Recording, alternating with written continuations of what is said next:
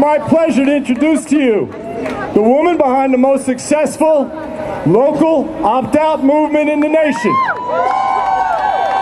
With over 30,000 families that opted out of ELA and math test this past month. And the founder of Long Island Opt-Out, the co-founder of New York State Allies for Public Education, Jeanette Deutermann.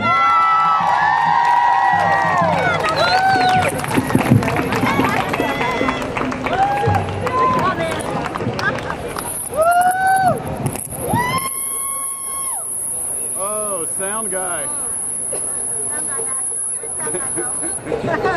Yikes. First they ignore you, then they laugh at you, then they fight you, then you win. This spring, tens of thousands of New York State children declared, "I am more than a test score." This spring, tens of thousands of New York State children said, "My teachers are more than a test score."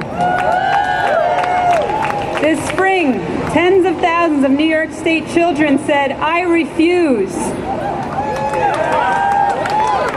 This spring, tens of thousands of New York State parents said, "If the New York State Education Department won't give us our schools back, we'll take them back." This spring, tens of thousands of New York State parents said, "Public education is not for sale." This spring, tens of thousands of New York State parents said, "We want the joy of teaching and learning back in our children's classrooms."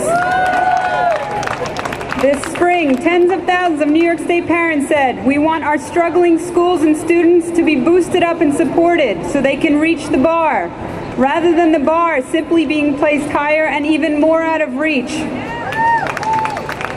This spring, tens of thousands of New York State parents said, "We want more for our children's education." This spring, tens of thousands of New York State parents said, "Let our teachers teach." This spring, tens of thousands of New York State parents said, "Enough. The lights are on. We are awake. We will not go away." Can you hear us now, Merrill Tisch?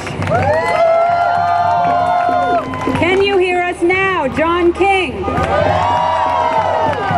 Can you hear us now, Governor Cuomo? Parents, we hold the cards. We are the voters. We elect our school boards. We elect our legislators. We will remember in November. To all the corporations that stand to make billions at the expense of our children, education officials with little or no education experience, Board of Regents members that put Common Core over common sense, and legislators that place politics over the protection of our children, watch out.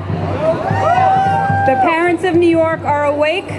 We're organized, and we will not stop until we return common sense to the education of our children.